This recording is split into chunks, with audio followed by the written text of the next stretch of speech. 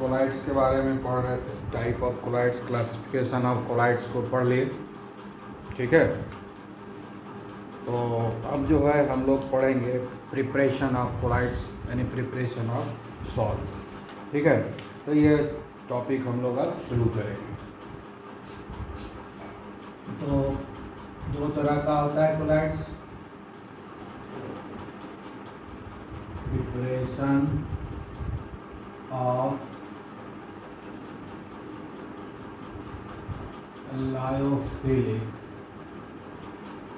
Lyophilic sol, ठीक है।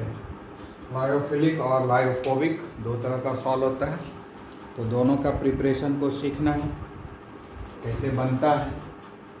तो पहले सीखेंगे हम लोग लायोफिलिक सॉल्ट का। लायोफिलिक का मतलब क्या हो गया कि जिसमें डिस्पर्सन मीडियम और डिस्पर्स्ड फेज दोनों के बीच में एफिनिटी है, दोनों के बीच में एक अट्रैक्शन है, दोनों के बीच में लव है।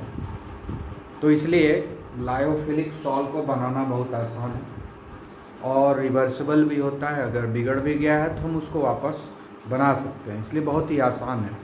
लायोफिलिक सॉल्ट को बनाने के लिए बहुत ज़्यादा मेहनत करने की ज़रूरत नहीं है।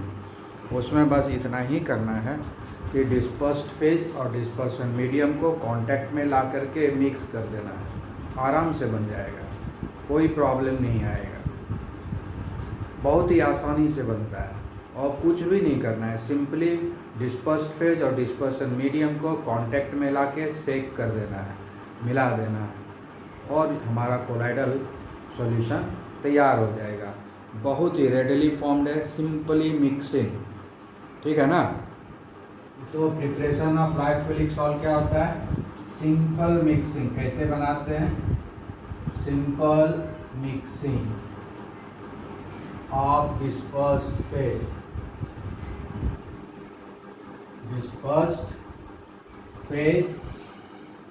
And dispersion medium, dispersed phase and dispersion medium, ठीक है।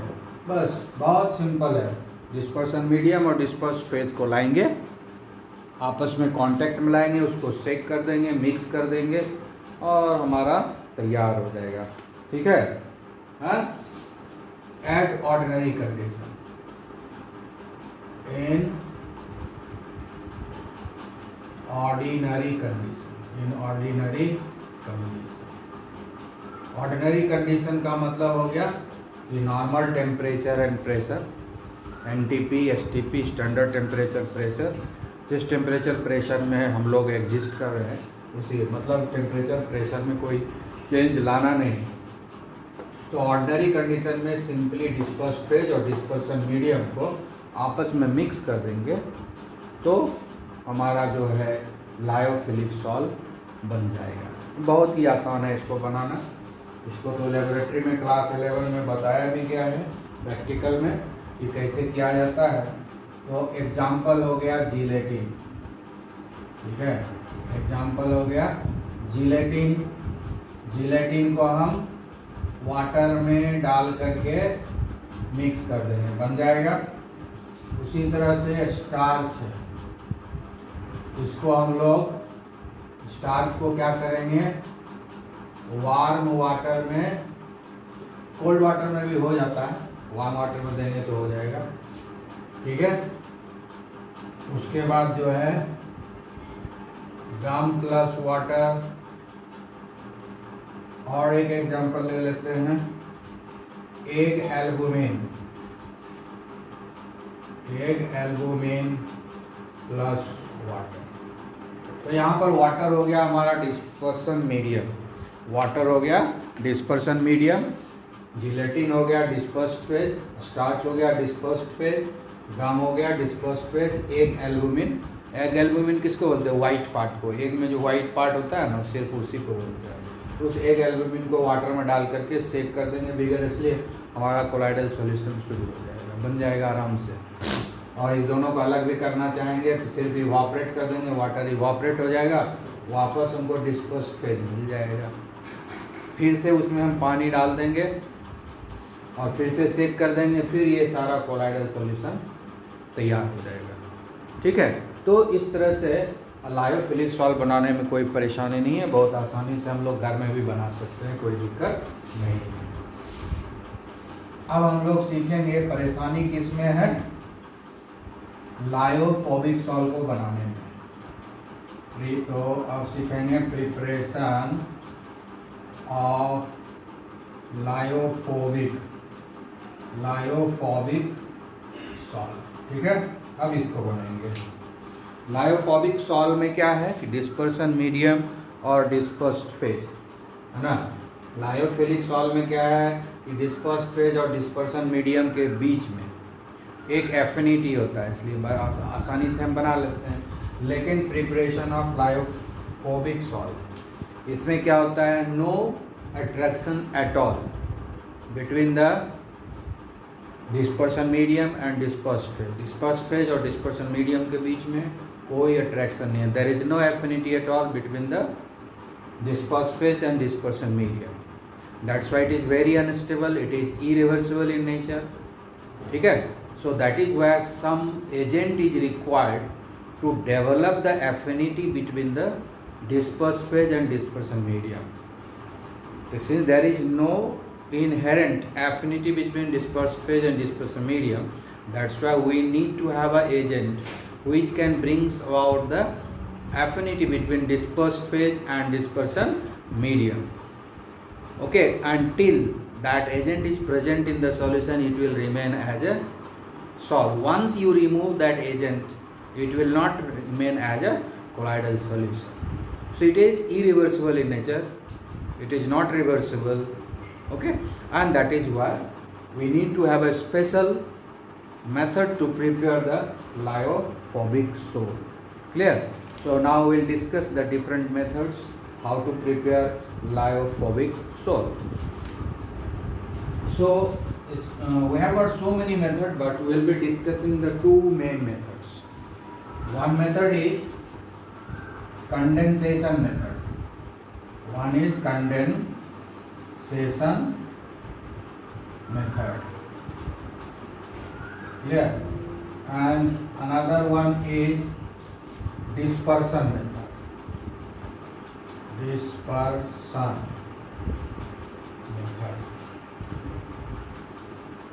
ठीक है, ये दो मेथड है। This is the two method by we can prepare the lyophobic sol. Condensation method में क्या होता है कि जो डिस्पर्स्ड फेज होता है उसका साइज जो है 1 नैनोमीटर से कम होता है, तो बहुत सारा पार्टिकल्स को एग्रीगेट करना पड़ेगा। कंडेंस का मतलब क्या होगा, एक जगह जमा करना।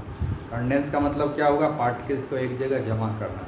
तो वैसा पार्टिकल जिसका साइज 1 नैनोमीटर से कम होता है, वो सारे पार्टिकल्स को हम लोग जमा करेंगे, कंडेंस करेंगे, तो उसका size 1 nanometre to 100 nanometre 1000 nanometre के बीच में आ जाएगा। जैसे 1 नैनोमीटर टू 1000 नैनोमीटर के बीच में आएगा, if it comes in between the 1 nanometer to 1000 nanometer range, if colloidal particles comes into this range, then we say that we got a salt, we got a colloidal solution. ठीक है ना। तो हम ये मेथड कहाँ use करेंगे, जहाँ पर हमको पार्टिकल साइज जो है डिस्पर्स्ड फेज का 1 नैनोमीटर से कम है। तो we will be using this method where the particle size is less than 1 nanometre and that particles will be subjected to the condensation. That means you have to bring about the aggregation so that it can develop a size which comes into the range of colloids, that is 1 nanometer to 1000 nanometer. 1 nanometer और 1000 nanometer के range में अगर आ जाता है तो हम कहते हैं कि colloids बन गया। तो इसमें क्या करते हैं हम लोग कंडेंसेशन मेथड में, इसमें हम लोग क्या करते हैं कि dispersed phase, smaller particles of dispersed phase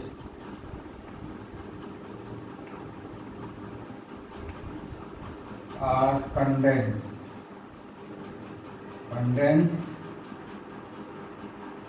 suitably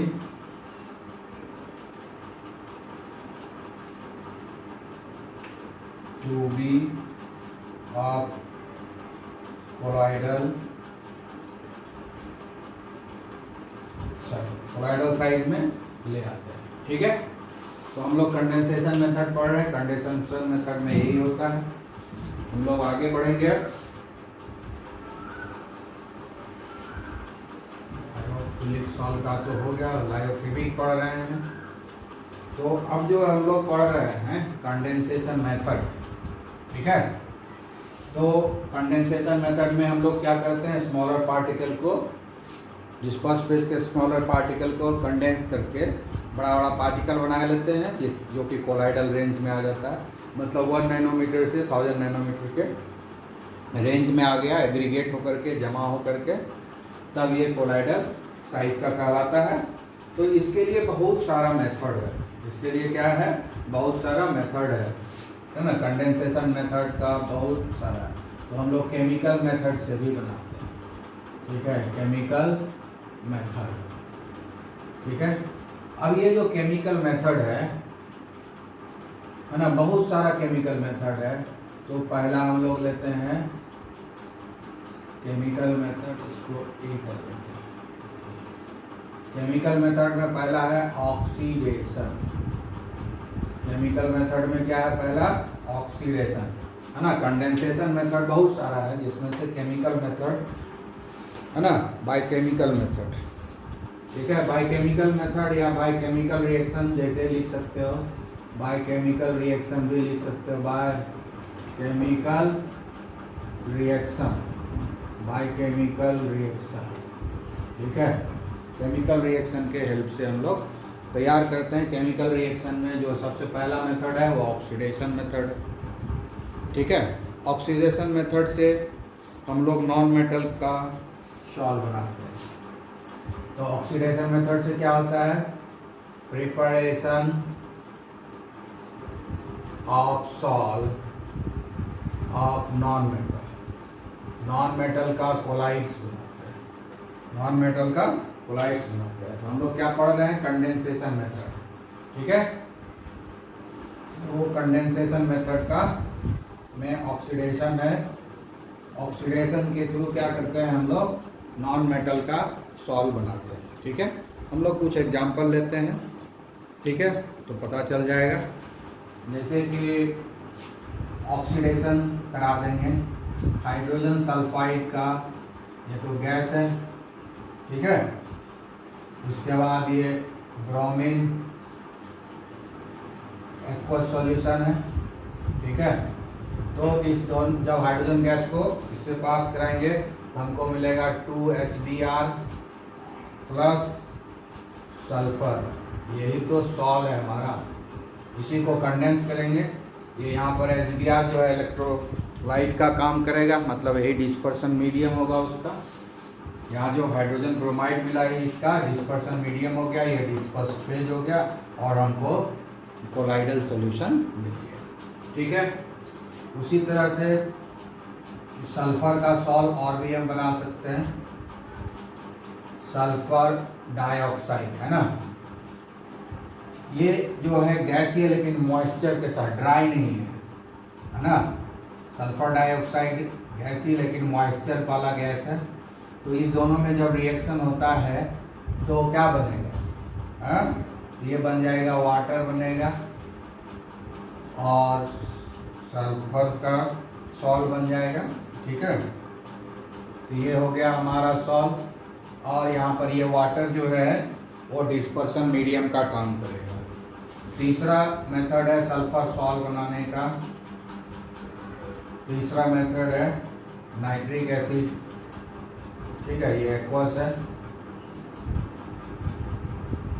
तो ये बनाएगा हमारा प्लस NO2 प्लस सल्फर, ये हो गया सॉल्ट। तो यहाँ पर ये वाटर अगेन जो है डिस्पर्सन मीडियम का काम करेगा। ठीक है, तो इस तरीके से हमको सॉल्ट मिल रहा है। तो यहाँ पर क्या, इसमें क्या किए हम लोग, बबलिंग। कैसे करेंगे, bubbling, bubbling of H2S gas into the solution of bromine, sulfur dioxide and HNO3 gives sulfur salt. What it gives? Sulfur salt. ये हो गया हमारा केमिकल मेथड। केमिकल मेथड में हम ऑक्सीडेशन मेथड से बनाए। यहाँ पर जो इस सल्फर का सॉल्ट बन रहा है, ये सल्फर सॉल्ट आपस में कंडेंस करके वो बड़ा बड़ा पार्टिकल बना लेगा। उसके साथ में जो बना है एक और प्रोडक्ट, वही जो है डिस्पर्सन मीडियम का काम करेगा। वो सब ये सब को एग्रीगेट करा देगा और फिर हमको ये सॉल्ट मिल जाएगा। ठीक है। और इसको स्टेबलाइज करने के लिए भी अगर अलग से एजेंट किसी किसी में डालने की ज़रूरत पड़ती है तो डाल देते हैं, क्योंकि ये लायोफोबिक है, स्टेबिलिटी थोड़ा कम होता है, जिसके चलते स्टेबिलिटी बढ़ाने के लिए कोई और भी इलेक्ट्रोलाइट इसमें मिला सकते हैं जो इसके स्टेबिलिटी को बढ़ाता है। ठीक है। ये हुआ ऑक्सीडेशन मेथड। ऑक्सीडेशन मेथड से हम लोगों ने कंडेंस करके सल्फर सॉल्ट बनाना सीखा। सल्फर का सॉल्ट है, कोई भी दूसरा नॉन मेटल का भी सॉल्ट हम बना सकते हैं। हमने ये एक एग्जांपल दे दिया। ठीक है। तो ऑक्सीडेशन से देखिए, ऑक्सीडेशन से क्या होता है, इसमें क्या हुआ था अभी जो जस्ट डिस्कस किया, उसमें क्या बनाए थे? Oxidation of hydrogen sulphide gas, removal of hydrogen हुआ था ना, H2S से H रिमूव हो गया, सल्फर बचा था खाली। तो ऑक्सीडेशन हुआ किसका? हाइड्रोजन सल्फाइड का। तो हाइड्रोजन सल्फाइड का ऑक्सीडाइज करके सल्फर का सॉल्ट बनाए। 3 तरीके से हम लोग ऑक्सीडाइज किए हाइड्रोजन सल्फाइड का, है ना। So there are 3 methods by which we can oxidize the hydrogen sulfide into the sulfur. So these 3 methods have been discussed here and you should remember this. So here what is happening? Oxidation of hydrogen sulfide into sulfur salt. ठीक है। तो oxidation method से हम लोग non metal का जो है collides बना सकते हैं। अब हम लोग रिडक्शन मेथड से बनाएंगे। तो हम लोग क्या करेंगे? Reduction method. ठीक है। तो रिडक्शन में क्या होता है? Preparation of salt of metal.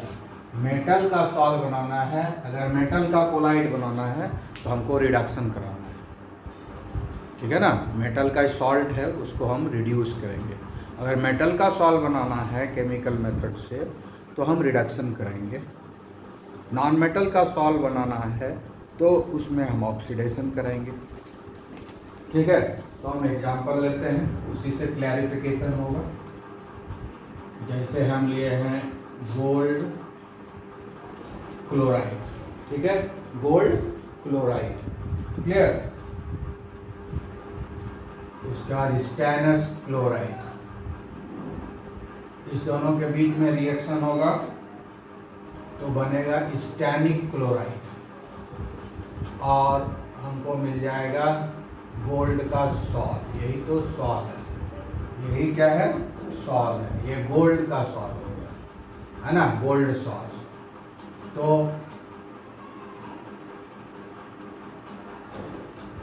ये एक मेथड हुआ। ठीक है ना। गोल्ड क्लोराइड को हम लोग स्टेनस क्लोराइड से रिएक्शन करवाते हैं, स्टैनिक क्लोराइड मिलता है, साथ में गोल्ड का सॉल्ट मिलता है। ठीक है। तो यहाँ पर क्या हो गया? ये डिस्पर्सन मीडियम का काम कर रहा है, ये सॉल्ट तैयार हो रहा है। तो यहाँ पर रिडक्शन हुआ ना गोल्ड क्लोराइड का गोल्ड में, गोल्ड क्लोराइड का गोल्ड में। कैसे पहचाने? ये क्या इलेक्ट्रोनेगेटिव एलिमेंट है। इलेक्ट्रोनेगेटिव एलिमेंट का जब रिमूवल होता है तो उसको रिडक्शन बोलते हैं। कहीं भी इलेक्ट्रोनेगेटिव एलिमेंट का रिमूवल होता है तो उसको हम रिडक्शन बोलते हैं। इसलिए गोल्ड क्लोराइड का रिडक्शन हो गया किसमें? गोल्ड में।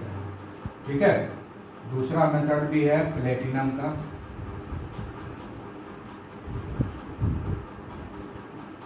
ठीक है।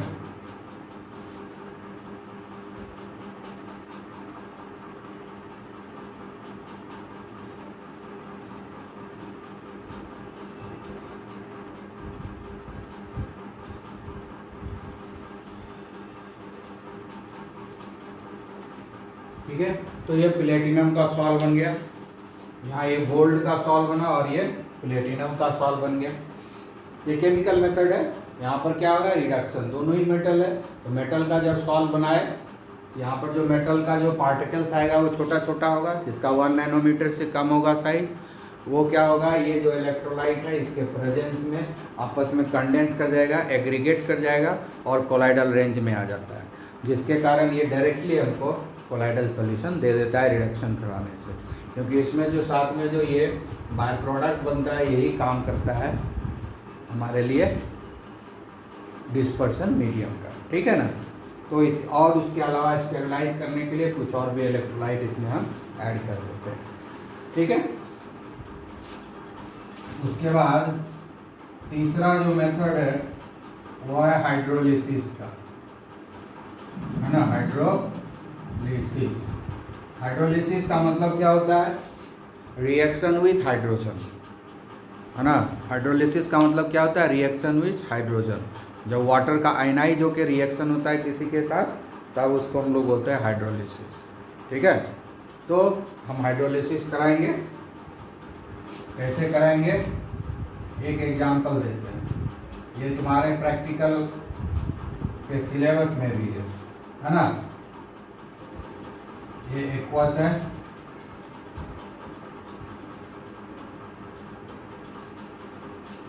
तो बन जाएगा FeOH होल 3 + 3 HCl।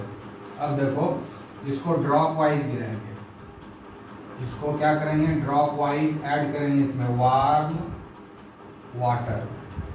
ये वार्म वाटर है, इस वार्म वाटर में फेरिक क्लोराइड के सॉल्यूशन को बूंद बूंद गिराते जाएंगे और सेक करते जाएंगे। फेरिक क्लोराइड के सॉल्यूशन को बूंद बूंद इस वार्म वाटर में गिराते जाएंगे और सेक करते जाएंगे, और फेरिक हाइड्रोक्साइड बनेगा, वही सॉल्व बनेगा, यानी ये इसका सॉल्व बनेगा फेरिक हाइड्रोक्साइड का, ठीक है ना। तो ये बन गया हमारा सॉल्व। तो कहेगा कि फेरिक हाइड्रोक्साइड का सॉल्व बनाइए, तो हम फेरिक हाइड्रोक्साइड नहीं लेंगे, हम क्या लेंगे, फेरिक क्लोराइड, क्योंकि ये स्टेबल रहता नहीं है, तो हम जो है फेरिक हाइड्रोक्साइड बना के रख नहीं सकते। तो इसीलिए हम लोग फेरिक क्लोराइड लेंगे और वार्म वाटर में ड्रॉप बाय ड्रॉप उसमें जो है ऐड करेंगे, and we will get in the ferric hydroxide sol, ठीक है। यहाँ पर ये इलेक्ट्रोलाइट का काम करेगा, that it will act as a dispersion medium.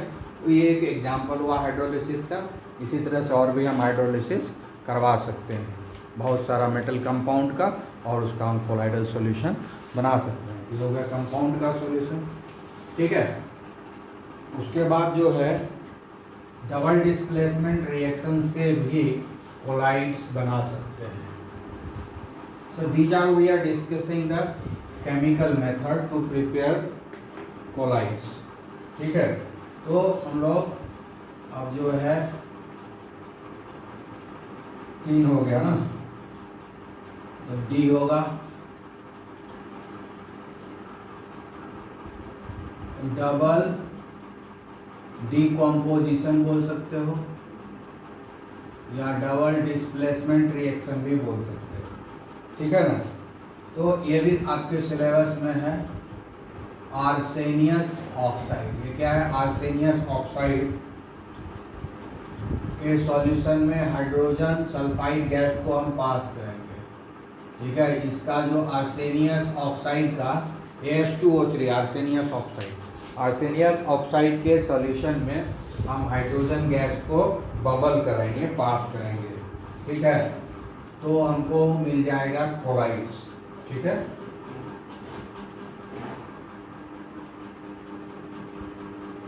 आर्सेनियस sulphide, ये हो गया आर्सेनियस सल्फाइड का सॉल्व हो गया, यही है सॉल्व, ठीक है। यही है कोलाइड्स, ठीक है।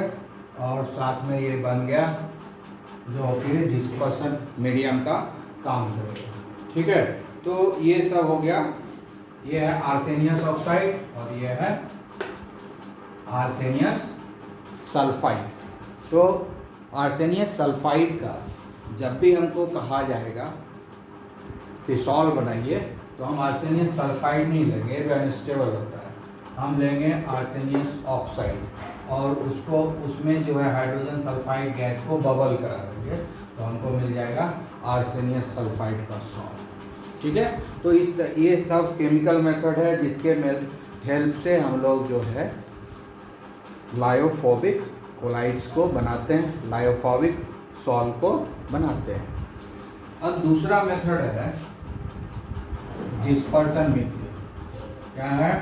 डिस्पर्सन। ये सब क्या था? कंडेंसेशन था। अभी तक जो डिस्कस किए थे वो सब क्या था? कंडेंसेशन था।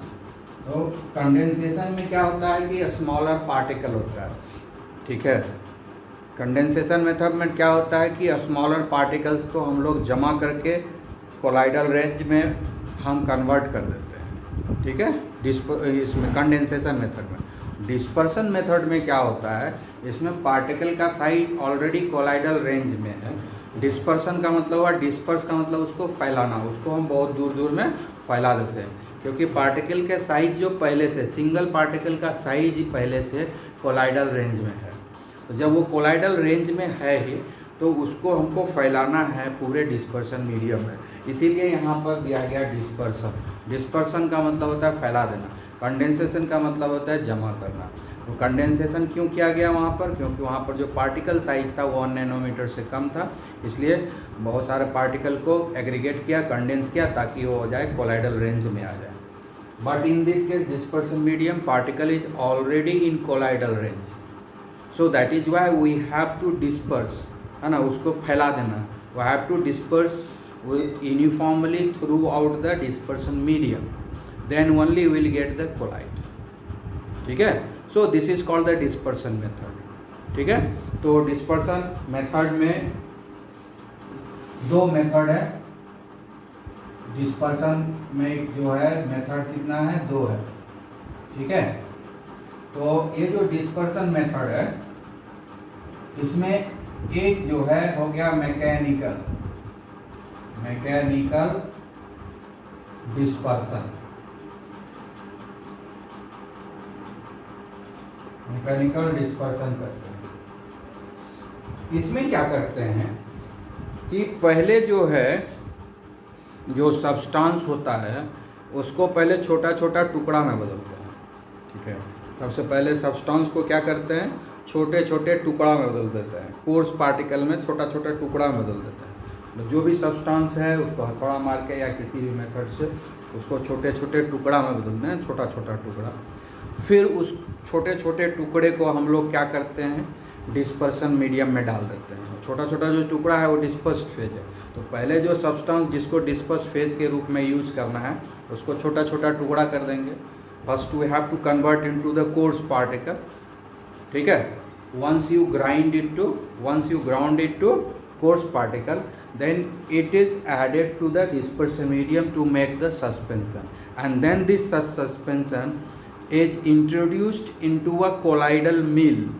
It's a one kind of churning machine, and that mill will give you ultimately the colloidal particle. ठीक है, तो अब हम इसमें कैसे कैसे करते हैं? पहले सब्सटेंस लेते हैं जिसको कोई डिस्पर्स्ड फेज बनाना है, उसको तोड़ तोड़ के छोटा छोटा पार्टिकल करेंगे। ठीक है, पहले क्या लेंगे? सब्सटेंस, कोई भी सब्सटेंस लेंगे, मतलब जो डिस्पर्स्ड फेज जिसको बोलते हैं, डिस्पर्स्ड फेज। ठीक है, इसको हम लोग क्या करते हैं? कोर्स पार्टिकल में बदल देते हैं। कोर्स पार्टिकल मतलब छोटा छोटा टुकड़ा। जब ये कोर्स पार्टिकल हो जाता है तब इसको हम लोग बनाते हैं सस्पेंशन, तब इसको कर देते हैं सस्पेंशन। ठीक है, सस्पेंशन इन डिस्पर्सन मीडियम, सस्पेंशन इन डिस्पर्सन मीडियम। अब तब जाकर के इसको हम लोग डाल देते हैं कोलाइडल मिल, तब हमको मिलता है कोलाइड्स, तो सबसे पहले डिस्पर्स्ड फेज लेंगे, उसको कोर्स पार्टिकल में बदल देंगे, कोर्स पार्टिकल को सस्पेंशन में कन्वर्ट कर देंगे डिस्पर्सन मीडियम में डुबा करके, और उसके बाद इस डिस्पर्सन, ये जो सस्पेंशन है इसको हम कोलाइडल मिल में इंट्रोड्यूस करेंगे और वो कोलाइडल मिल जो है कोलाइड्स में इसको कन्वर्ट कर देगा। ठीक है, अब देखते हैं कि ये कोलाइडल मिल है ना, क्योंकि ये तो मैकेनिकल हो रहा है, इसमें कोई केमिकल रिएक्शन हो नहीं रहा है। तो हम लोग जरा देखते हैं कोलाइडल मिल क्या है। ठीक है, तो कोलाइडल मिल क्या होता है, ये जो फ्लोरिंग मशीन होता है ना जिसको, ठीक है, आटा पीसने वाला जो मशीन होता है वही है। पुराने ज़माने में जाता होता था ना, एक नीचे पत्थर होता था, उसके ऊपर ऐसे ऐसे घुमा घुमा के पीसते थे, उसी तरह का डिज़ाइन है ना। नीचे भी एक रहेगा डिस्क, ऊपर भी रहेगा डिस्क, ऊपर वाला डिस्क में बीच में छेद रहेगा, उससे ये सस्पेंशन जाएगा, और डिस्क नीचे वाला ऊपर वाला दोनों घूमता है अपोजिट डायरेक्शन में, और उसके बीच में जो है ये सारा सस्पेंशन क्रश होते होते इतना सीवियर प्रेशर होता है, इतना ज़्यादा सीवरिंग जो है सीयरिंग प्रेशर होता है कि एक कोलाइडल पार्टिकल में बदल जाता है। ठीक है, तो देखते हैं कि क्या है। पहले मान लो कि ये नीचे वाला है, ठीक है, ये नीचे वाला है ना। उसके बाद जो है दूसरा आया, इसी के ऊपर रहेगा ना। हमको तो ड्राइंग भी करने नहीं आता है, हम सीधा सीधा बना देते हैं। मान लो कि ये नीचे वाला है डिस्क, है ना, लोअर डिस्क। ठीक है, I am not good at drawing, so just I am putting in straight, lower disc है ये। और एक डिस्क जो है ऊपर में रहेगा, एक डिस्क और रहेगा यहाँ पर। ठीक है, ये डिस्क में बीच में जो है होल रहेगा। ठीक है, ये होल रहेगा। ठीक है, ये भी घूमेगा और ये भी घूमेगा ऐसे। ठीक है, तो अगर नीचे वाला डिस्क को अगर हम क्लॉकवाइज देते हैं, है ना, एंटी क्लॉकवाइज, नीचे वाले को क्या करते हैं एंटी क्लॉकवाइज घुमा देते हैं, तो ऊपर वाले डिस्क को हम लोग जो है क्लॉकवाइज घुमाएंगे। ठीक है, दोनों का घूमने का डायरेक्शन अलग रहेगा। यहाँ से आएगा सस्पेंशन,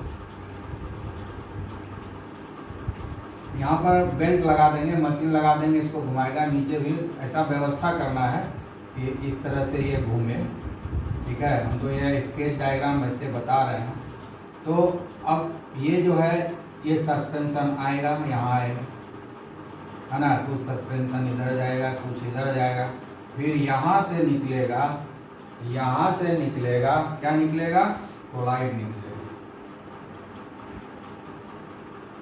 क्या निकलेगा, कोलाइड निकलेगा। ये मैकेनिकल हुआ, है ना। ये ऊपर वाला भी डिस्क घूम रहा है, ये अपर डिस्क है ना, अपर डिस्क। अपर डिस्क में होल है, अपर डिस्क में होल है, ये सस्पेंशन आ रहा है और इस दोनों के बीच में वो क्रश हो जाएगा। ठीक है, जो सस्पेंशन आएगा वो दोनों के बीच में, ये तो घूम रहा है नीचे भी, और ये जो घूमने का जो स्पीड है ना, स्पीड जो है घूमने का, ये 7000 टाइम्स जो है ये घूमता है। कितना घूमता है, 7000 रिवॉल्यूशन होता है, रिवॉल्यूशन पर मिनट। ये जो होता है ना, ये जो मशीन है, ये जो चर्निंग मशीन है, ये जो इसको कोलाइडल मिल बोलते हैं, इसको क्या बोलते हैं, कोलाइडल मिल। इसको क्या बोलते हैं, कोलाइडल मिल। ये जो कोलाइडल मिल में जो लोअर और अपर डिस्क है, वो दोनों 7000 रिवॉल्यूशन करता है 1 मिनट में। तो सोच लो कितना ज़्यादा। उसके अलावा ये दोनों डिस्क के बीच में जो ये सेपरेशन है ना, ये जो सेपरेशन है दोनों डिस्क के बीच में, ये सेपरेशन बहुत कम होता है। ध्यान से देखने के बाद ही पता चलता है कि वो दोनों के बीच में सेपरेशन है। अगर ध्यान नहीं देंगे तो लगेगा कि जैसे दोनों सटा हुआ है। समझ गया ना, ये लोअर डिस्क और अपर डिस्क जो है लगेगा जैसे कि चिपका हुआ है। जब ध्यान से देखते हैं तो लगता है अगर नहीं, चिपका हुआ नहीं है, दोनों अलग है। ध्यान से देखने के बाद सोचो कि कितना नज़दीक, कितना कम गैप रहता है उसके बीच में। तो गैप कम होने के वजह से, ठीक है, और जो स्पीड है इतना, गैप भी कम है, स्पीड बहुत ज़्यादा है, जिसके चलते जब सस्पेंशन जो है यहाँ जाता है, ठीक है ना, तो उसके ऊपर शियरिंग प्रेशर पड़ता है, शियरिंग प्रेशर पड़ता है, और शियरिंग प्रेशर पड़ने के चलते क्या हो जाता है, ठीक है, शियरिंग प्रेशर होने के चलते ये जो कोर्स पार्टिकल है वो कोलाइडल रेंज में आ जाता है, ठीक है ना, वो जो कोर्स पार्टिकल है कोलाइडल रेंज में जाता है, शियर प्रेशर होता है, और कोलाइडल रेंज में आने के बाद हमको कोलाइडल सॉल्यूशन मिल जाता है, ठीक है। तो ये हो गया हमारा मैकेनिकल मेथड हुआ। अब इस मेथड से कौन कौन सा कोलाइड बनाते हैं, हम लोग को ब्लैक इंक से लिखते हैं, तो ब्लैक इंक इस मेथड से बनता है, ठीक है। उसके बाद जो है बहुत सारा कलर्स जो है, उसके बाद हम लोग घर में वार्निशेस यूज करते हैं, ठीक है, और डाइज, बहुत सारा कलर, ये सब जो है कोलाइडल सॉल्यूशन होता है, और ये कोलाइडल सॉल्यूशन इसी मेथड से बनाया जाता है, इसी कोलाइडल मिल में बनाया जाता है, ठीक है। तो ये हो गया एक मेथड, ठीक है। अब दूसरा और एक मेथड है डिस्पर्सन में, ब्रैडिक arc method, Bredig arc method.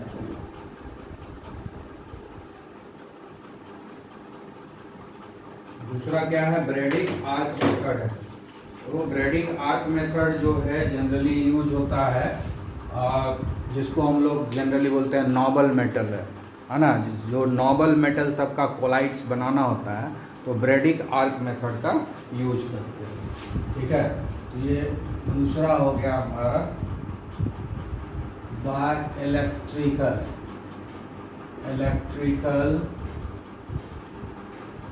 Dispersion, ठीक है, और Bredig arc method, Bredig arc method, Bredig arc method, ठीक है, ब्रैडिक आर्क मेथड। तो इसमें एक्चुअली क्या किया जाता है कि जनरली ये वाला जो है पानी में बनाया जाता है, जनरली डिस्पर्सन मीडियम इसमें पानी ही रहता है ज़्यादातर केस में, ठीक है। तो इस मेथड में जिस मेटल का सॉल्व बनाना होता है उसका रॉड बना देते हैं। इस एक्चुअली उसका सेटअप कैसा होता है, एक कंटेनर ये है, ठीक है, एक कंटेनर जो है ये है, ठीक है, और इसमें वाटर, अब रॉड जो है, और इधर से भी रॉड है, ठीक है।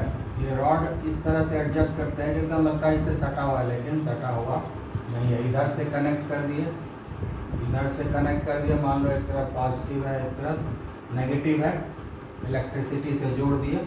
ये जो रॉड है मेटल रॉड है, मेटल रॉड है, दोनों एक ही मेटल का रॉड है। जैसे गोल्ड का बनाना है तो दोनों रॉड गोल्ड का होगा, प्लेटिनम का सॉल्व बनाना है तो दोनों ही रॉड जो है प्लेटिनम का होगा। जिस मेटल का बनाना है, सिल्वर का अगर सॉल्व बनाना है तो ये दोनों रॉड सिल्वर का होगा।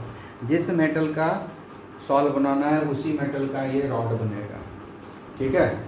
यहाँ पर जो है डिस्पर्सन मीडियम इसमें है, इसमें जो है डिस्पर्सन मीडियम है, ठीक है, ये डिस्पर्सन मीडियम है। डिस्पर्सन मीडियम ज़्यादातर केस में क्या होता है, H2O ही रहता है, वाटर रहता है। फिर से एक और कंटेनर रहता है, इसमें जो है आइस भर देते हैं, ठीक है, क्या भर देते हैं, आइस भर देंगे, यहाँ तक भरा हुआ है, ये पूरा आइस भर देंगे, या आइस कोल्ड वाटर डाल देंगे, या यहाँ पर कुछ ऐसा व्यवस्था कर देंगे कि ये आइस कोल्ड रहेगा, मतलब आइस कोल्ड होना चाहिए, है ना, आइस कोल्ड होना चाहिए। उसके लिए जो भी व्यवस्था करना हो व्यवस्था हम लोग कर देंगे, ठीक है।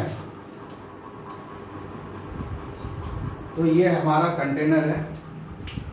अब ये दोनों रॉड जो है, ये दोनों रॉड जो है यहाँ पर अभी तो अलग दिख रहा है, ध्यान से देखोगे ये जो किनारा है यहाँ पर, ये जितना हमारा बाल का मोटाई है ना, एक बाल का 1 हेयर का जितना थिकनेस है, बस उतने से ये दोनों रोड में सेपरेशन होता है। जो हमारा हेयर का जो थिकनेस है, हेयर का जो डायमीटर है, उतना से ही दोनों ही रॉड में सेपरेशन होता है। ठीक है, तो यहाँ पर जो लास्ट में जो सेपरेशन है होता है, ये आइस कोल्ड है, तो ये जो अंदर में पानी यहाँ रखा है ये भी आइस कोल्ड हो जाएगा।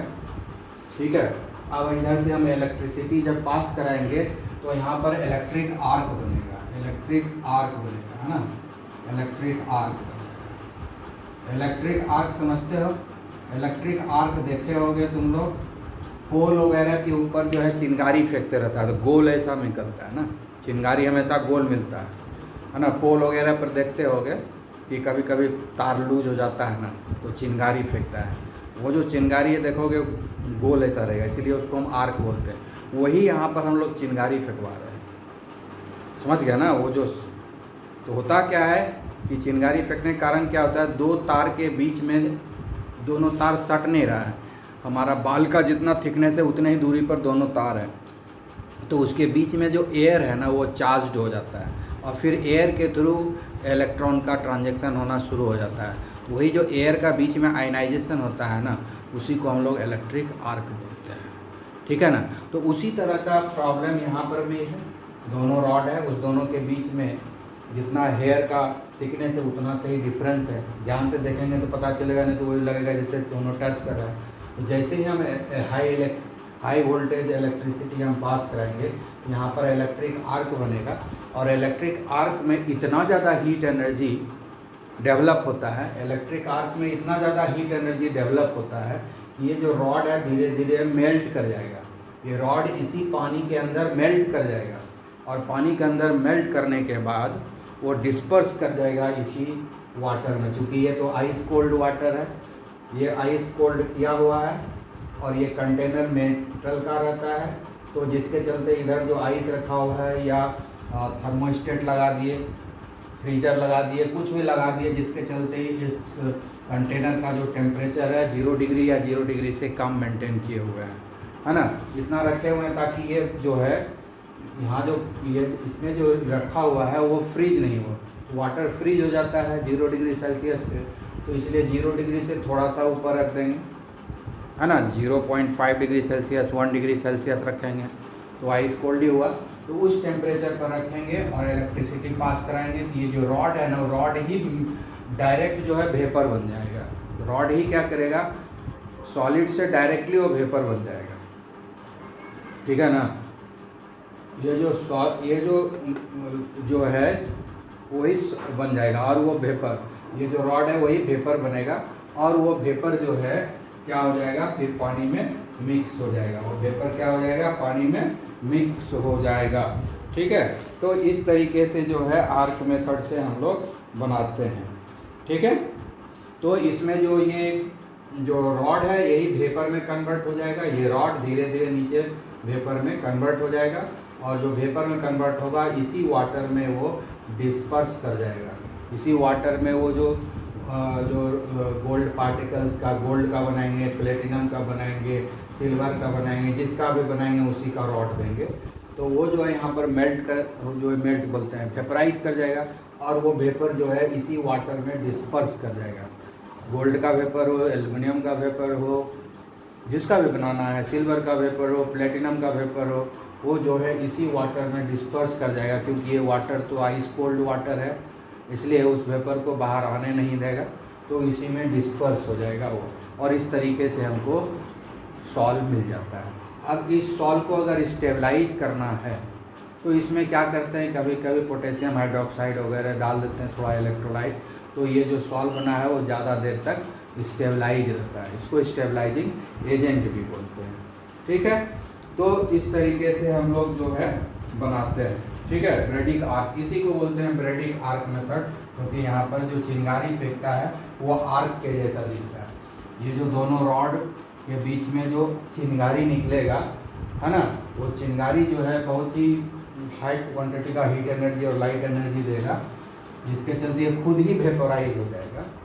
ठीक है, और देखने में आर्क के जैसा लगेगा, इसीलिए इसको हम लोग बोलते हैं ब्रेडिक आर्क मेथड, क्योंकि ब्रेडिक नाम का साइंटिस्ट ही है जो इसको स्टडी करके इसको एक्सपेरिमेंट करके बताए थे, तो इसलिए ब्रेडिक आर्क मेथड इसको कहा जाता है। ठीक है, तो इसमें जो एग्जाम्पल हैगा, इसमें कोई भी नॉबल मेटल जितना भी है उसको हम इस मेथड से बनाते हैं। कोई भी नॉबल जैसे नॉबल मेटल किसको किसको बोलते हैं? गोल्ड सॉल्ट, ठीक है, प्लेटिनम सॉल्ट, ठीक है, सिल्वर सॉल्ट, उसके बाद कॉपर सॉल्ट, ये सब इससे जिसको हम लोग नॉबल मेटल बोलते हैं, बस उसी का हम इस मेथड से बनाते हैं। क्योंकि ये सब जनरली जो है किस चीज़ में घुलता है नहीं, तो सॉल्व बनाना बड़ा मुश्किल होता है। तो ब्रेडिक आर्क मेथड में तो हम किसी को वेपराइज कर सकते हैं, तो मेटल को भी वेपराइज कर लेते हैं ब्रेडिक आर्क मेथड में, और अल्टीमेटली हमको सॉल्व मिल जाता है, कोलाइड्स हमको मिल जाता है। ये मेथड सूटेबल कहाँ पर है?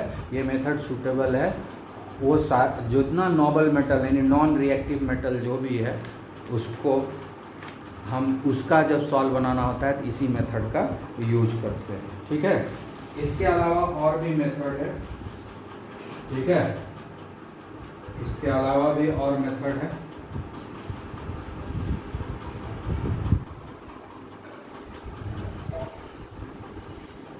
डिस्पर्सन मेथड में दो तो हम लोग पढ़ लिए, डिस्पर्सन मेथड में दो पढ़ लिए, मैकेनिकल मेथड हो गया, ब्रेडिक आर्क मेथड हो गया, है ना, ब्रेडिक आर्क मेथड हो गया। अब तीसरा हम लोग पढ़ेंगे बायपेप्टाइजेशन,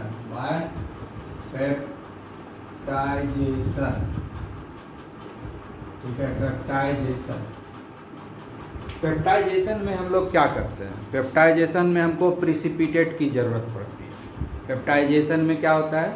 प्रिसिपिटेट की ज़रूरत पड़ती है। किसी पर्टिकुलर डिस्पर्स्ड फेज का प्रिसिपिटेट पहले बना लेंगे, तुरंत बनाएंगे। जिस समय हमको बनाना है इस मेथड से, जिसमें हमको इस मेथड से बनाना है उसी समय मतलब फ्रेशली प्रिपेयर्ड प्रिसिपिटेट लेंगे, फ्रेशली प्रिपेयर्ड प्रिसिपिटेट लेंगे। इसमें क्या होता है? पेप्टाइजेशन में क्या होता है? फ्रेशली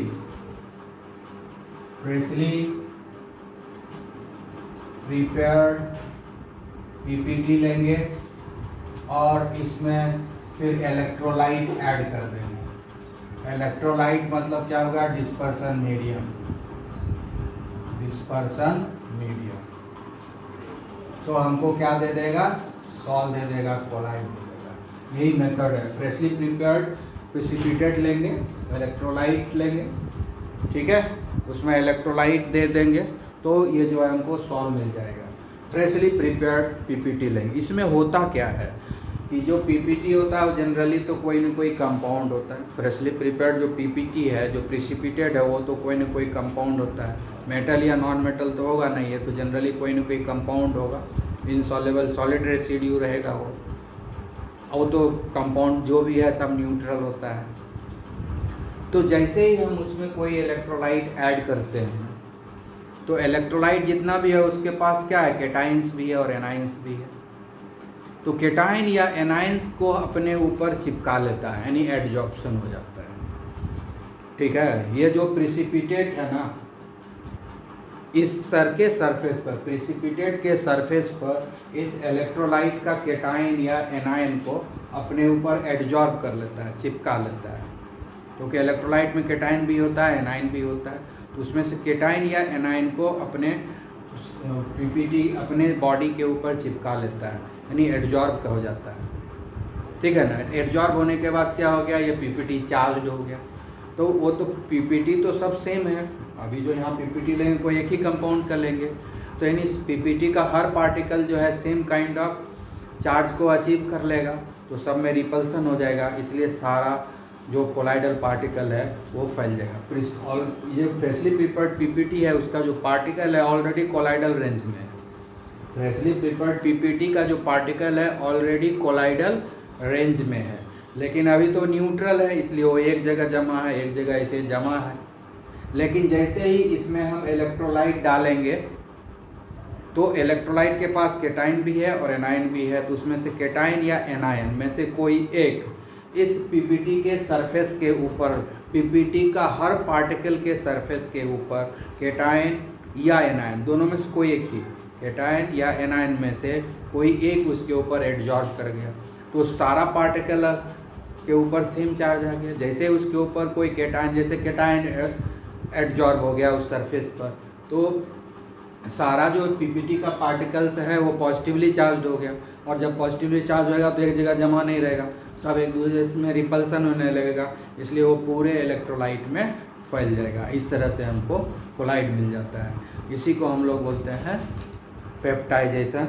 इसको स्टेबल बनाने के लिए इसमें कोई हम लोग दूसरा जो है एजेंट भी मिला सकते हैं स्टेबिलिटी लाने के लिए। अब जैसे हम लोग यहाँ एक एग्जांपल लेते हैं, जैसे फेरिक हाइड्रोक्साइड का हम जो है फेरिक हाइड्रोक्साइड है, यही है पीपीटी है, फ्रेशली प्रिपेयर्ड पीपीटी ले लिया, और इसमें जो है फेरिक Fe3+ आयन ले लिया, है ना, फ्रॉम FeCl3, ठीक है, यानी FeOH3 में फेरिक क्लोराइड डाल दिया, तो FeCl3 से Fe3+ आयन ले लिया, ठीक है, और बना दिया FeOH3.Fe3+। तो अब देखो क्या हो गया, अब ये पॉजिटिवली चार्ज हो गया, यही कोलाइड है, ये क्या है, सॉल है, यही हमारा सॉल हो गया, यही कोलाइड पार्टिकल हो गया। ये फ्रेशली प्रिपेयर्ड पीपीटी है, ये इलेक्ट्रोलाइट है, ये क्या है, इलेक्ट्रोलाइट है। तो इलेक्ट्रोलाइट जो है यहाँ पर, इसमें क्या क्या है, आयन Fe3+ भी है और Cl- भी है, दो आयन है इस इलेक्ट्रोलाइट में, लेकिन ये Cl- को अपने ऊपर एडजॉर्ब नहीं कराया, Fe3+ को अपने ऊपर एडजॉर्ब कराया। जनरली क्या होता है ना कि इलेक्ट्रोलाइट जो डालते हैं तो उसमें जो कॉमन आयन होता है उसी को एडजॉर्ब करता है, तो FeCl3 है और FeOH3 है, तो दोनों में कॉमन क्या है, Fe ही ना, इसीलिए इसका Fe3+ इसके ऊपर एडजॉर्ब हुआ। OH है यहाँ, Cl है यहाँ, ये कॉमन नहीं है नेगेटिव वाला, तो जो कॉमन आयन होता है जनरली वही एडजॉर्ब करता है। तो यहाँ पर Fe3+ है और यहाँ Fe, इसीलिए एडजॉर्ब हो गया Fe3+ इसके ऊपर, तो ये हो गया हमारा सॉल्व, और इसी तरह से हमारा जो है क्लोराइड बन गया, ठीक है। अब होता क्या है, एक्चुअली होता क्या है कि जैसे, अब इसको हम दूसरे तरीके से बताते हैं।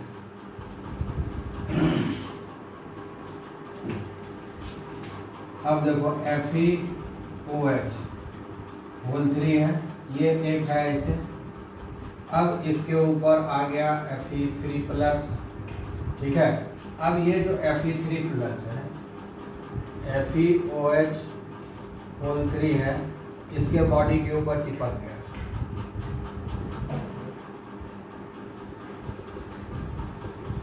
गया, उसी तरह से और भी बना,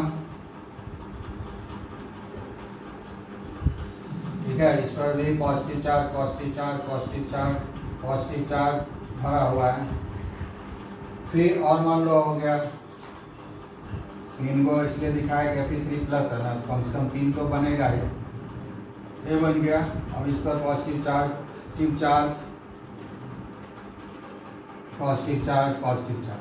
अब देखो कि ये मान लो कि यही 3 पार्टिकल बना है फेरिक हाइड्रोक्साइड का, उस पर Fe3+ चिपक गया है, Fe3+ इसके चारों चिपका है, तो इस पर क्या हो गया, चार्ज आ गया पॉजिटिव चार्ज, इस पर भी Fe3+ चिपका है, इस पर भी पॉजिटिव चार्ज, इस पर भी Fe3+ चिपका है, इस पर भी पॉजिटिव चार्ज। और ये तीनों में पॉजिटिव चार्ज ही है, तो क्या होगा, इस तीनों में रिपल्सन होगा, इसलिए एक दूसरे से अटैच नहीं रहेगा, अलग हो जाएगा। इस तरह से फेरिक हाइड्रोक्साइड क्या हो जाएगा, पॉजिटिवली चार्ज हो जाएगा Fe3+ एडजॉर्ब होने के चलते, और वो अलग अलग फैल जाएगा पूरे सॉल्यूशन में, एक जगह जमा नहीं रहेगा, इसलिए प्रिसिपिटेट जो एक जगह जमा था वो अब पूरे में फैल जाएगा, और इस तरह से ये हो गया कोलाइडल सॉल्यूशन प्रिसिपिटेशन के मेथड से, ठीक है। तो इस तरीके से हम लोग जो है कर सकते हैं। और एक एग्जांपल दे देते हैं तो ज़्यादा क्लियर हो जाएगा। अब जैसे कि मान लो कि सिल्वर क्लोराइड ले लेते हैं, ठीक है, हम लोग क्या करते हैं, सिल्वर क्लोराइड ले लेते हैं। जैसे हम लोग सिल्वर क्लोराइड लिए और साथ में जो है सिल्वर आयन, कोई जैसे मान लो कि हम ले लिए AgNO3 ले लिए, ठीक है, आई बात समझ में।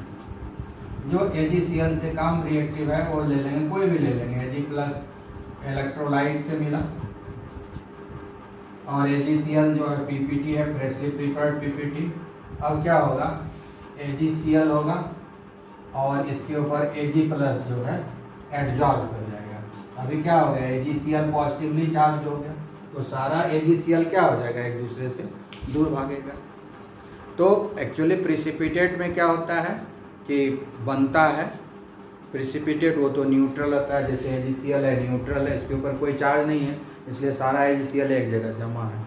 लेकिन जैसे AgCl में सिल्वर आयन वाला कोई दूसरा कंपाउंड का सॉल्यूशन इसमें डालेंगे, इलेक्ट्रोलाइट डालेंगे, है ना, मान लो कि हम लोग डाल देंगे, कुछ भी डाल सकते हैं, AgOH भी डाल सकते हैं, ठीक है, AgNO3 डाल सकते हैं, कोई भी जो है वाटर सॉलेबल, कोई भी वाटर सॉलेबल सिल्वर का कंपाउंड यहाँ ले लेंगे, कोई भी वाटर सॉलेबल सिल्वर का कंपाउंड ले लेंगे, तो इलेक्ट्रोलाइट का काम करेगा, जो वाटर सॉलेबल रहेगा वो आयनाइज हो जाएगा, तो सिल्वर का ही कंपाउंड रहेगा, तो सिल्वर सिल्वर कॉमन हुआ, तो इसलिए सिल्वर जो है इसके ऊपर एडजॉर्ब कर जाएगा AgCl के सरफेस के ऊपर। AgCl के सरफेस के ऊपर Ag प्लस जैसे एडजॉर्ब करेगा तो ये क्या हो जाएगा, पॉजिटिवली चार्ज। यही तो पार्टिकल जो है सब पूरा सारा का प्रिसिपिटेट का हर पार्टिकल इसी में न बदल जाएगा, हर पार्टिकल इसी में बदल जाएगा, सारा पार्टिकल में रिपल्सन होने लगेगा, इसलिए सब एक दूसरे से दूर भागेगा और दूर भागते भागते अपने आप को अरेंज कर लेगा एक इक्विलिब्रियम डिस्टेंस पर पूरे डिस्पर्सन मीडियम में, और इस तरीके से हम बोलते हैं कि हमारा कोलाइडल सॉल्यूशन तैयार हो गया। ठीक है, okay, have a nice day.